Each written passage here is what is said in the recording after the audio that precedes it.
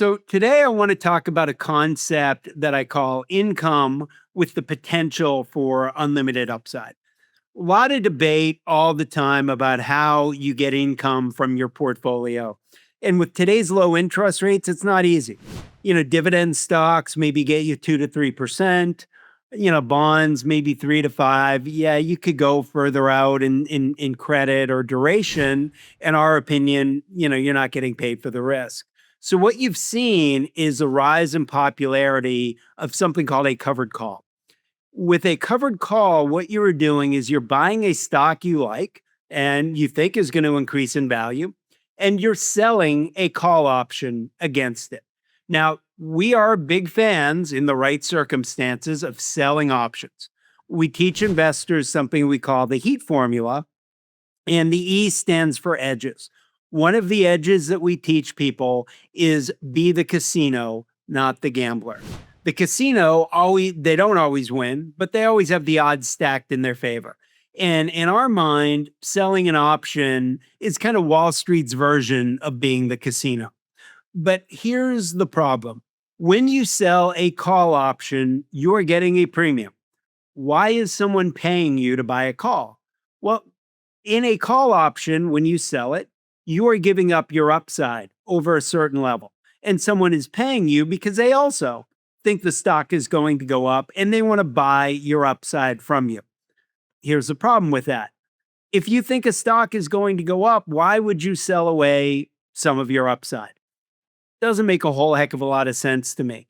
And in fact, when you look at this strategy as, say, a call spread, where you're selling, a near the money call and then buying further out for a credit, that's also referred to as a bear credit spread. And in fact, I use that in my own portfolio from time to time when I'm bearish on a market, an ETF, or a stock. Let me give you a different idea. Instead of selling a call against the stock you like, I would suggest why not sell a put? When you sell a put, you also get a premium. But now what you're doing is you are agreeing to take on somebody else's downside. Sounds risky. But remember, this is a stock you think is going to go up and you're going to own it anyway. You're still going to have that downside risk. So there are a couple of different ways you can do it. You can do what's called a cash secured put or put spread, where you sell the put or the spread and you have cash in your account to buy the stock if it ends up getting put to you. Cool thing about that strategy is, you can sell a put below the current price. And worst case scenario, you're getting a stock that you liked today at a lower price tomorrow. Another way you can do it is called a portfolio secured put or put spread. In this case, you own the stock either outright or through some sort of synthetic, which is beyond the scope of what we're talking about today. And then you also sell a put. So you get income, but the cool thing is you've got no cap on your upside. So let's compare and contrast. Let's say there's a stock you like, and you're right. It goes up 20% in, let's say, a month. The person who sold the call, chances are they didn't sell the call 20% away because they're not going to get any premium for that. So they're going to get upside to a certain level, and then over that level, they lose out on their upside.